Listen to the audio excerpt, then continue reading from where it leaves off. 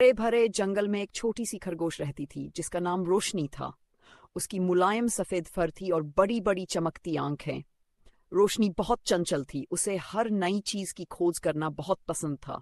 एक दिन जब वह अपने घर के पास खेल रही थी, अचानक उसे किसी के रोने की आवाज सुनाई दी। यह कौन हो सकता है, उसने सोचा।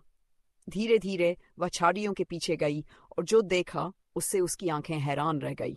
एक नन्ही गिलहरी कांटों में फंस गई थी। वह बेचैनी से हिलने की कोशिश कर रही थी, लेकिन हर बार और भी ज्यादा फंस जाती। ओह नहीं, अगर मैं जल्दी कुछ नहीं करती तो इसे चोट लग सकती है, रोशनी ने घबराते हुए सोचा। हिम्मत जुटाकर उसने धीरे धीरे अपने नुकीले दांतों से झाड़ी की टहनियों को काटना शुरू किया। कांटे उसकी नाक को छू रहे थे, लेकिन उसने हार नहीं मानी। थोड़ी ही देर में गिलहरी आजाद हो गई। तुमने मेरी जान बचाई, गिलहरी खुशी से उछलते हुए बोली। रोशनी मुस्कुराई।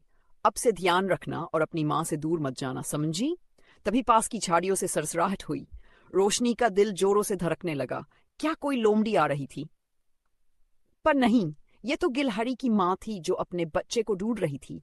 जैसे ही उसने अपनी बच्ची को देखा, वह खुशी से दौड़ पड़ी और उसे गले से लगा लिया। उसने रोशनी की ओर देखा और भावुक होकर कहा, तुम सच में बहुत बहादुर हो, छोटी खरगोश। मेरे बच्चे की मदद करने के लिए धन्यवाद।